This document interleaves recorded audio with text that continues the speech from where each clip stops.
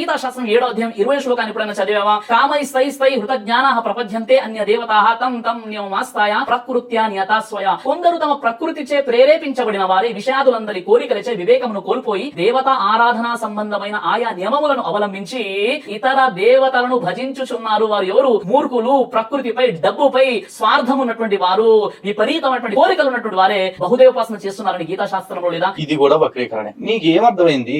నువ్వేం చెప్తున్నావు? అక్కడ పరమాత్మ అన్య దేవతారాధన చేస్తున్న వాళ్ళ గురించి చెప్పిన మాట వాస్తవమే, కానీ అన్య దేవతల్ని చేసే వాళ్ళని చంపేయండి, వాళ్ళు మూర్ఖులు, నికృష్టులు, నీచులు అని చెప్పాలా? పైగా ఆ పరమాత్మే అదే భగవద్గీతలోని ఏదేమా ప్రపద్యంతే తాం తదేవ భజామ్యహం మమ వర్తమాన వర్తంతే మనుష్యాః పార్థ సర్వశః అని. అర్జున, ఎవరు నన్ను ఏ ఏ రూపాల్లో తెలియగోరుచున్నారో నేను వాళ్ళని ఆయా రూపాల్లో అనుగ్రహిస్తున్నాను అని ఆయనే చెప్పారు కదా, మరి నువ్వు దాన్ని ఎందుకు తీసుకోవట్లా? అంటే నీకు కావాల్సింది మాత్రమే ప్రతిసారి పట్టుకుంటావు. మా హిందువులు ఎన్న పొసల్లాగా వింటారు కాబట్టి వాళ్ళ చెవుల్లో పూలు ఇట్టుకుంటూ బతికేస్తున్నావు. ఇలా ఎదటోడు మంచితనం మీద బతికేయడానికి కూడా కాస్త సిగ్గనిపించలే?